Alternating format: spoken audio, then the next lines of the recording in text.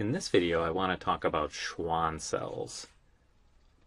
Schwann cells are glia of the peripheral nervous system, derived from neural crest cells, and named after a person who described them. Schwann cells come in a couple of shapes.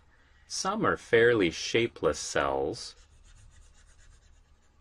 that have little troughs on their surface, and the axons of neurons that have small diameter axons often just sit inside these troughs. So these are neurons with a soma, and I'm leaving off the dendrites, and these have small axons, small diameter axons, and they'll just kind of sit in these little troughs on the surface of these Schwann cells, and these are called non-myelinating Schwann cells. They do provide some support to these peripheral neuron axons that are small diameter, but they don't myelinate them, so they're non-myelinating Schwann cells. Now, peripheral neurons that have a larger axon, and let me just draw this one with a little larger axon, usually have a myelin sheath. And just like in the central nervous system, there'll be a sheath going all the way down the axon that's regularly interrupted by these little gaps called the nodes of Ranvier. And these little segments of myelin in the myelin sheath of peripheral neurons has the same structure and function as the myelin sheath in central neurons.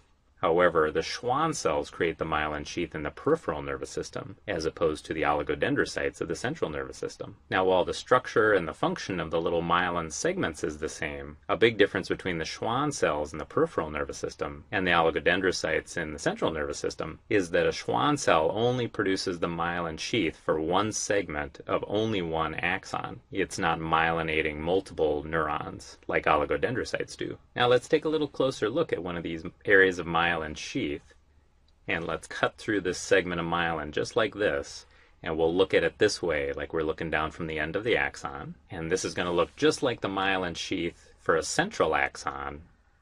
Here's the axon, and we're looking at it end on, and the cell membrane of the Schwann cell, which is this material we call myelin that's very rich in lipid, is just going to be wrapped again and again and again, very thinly and very tightly, like a roll of tape around the axon.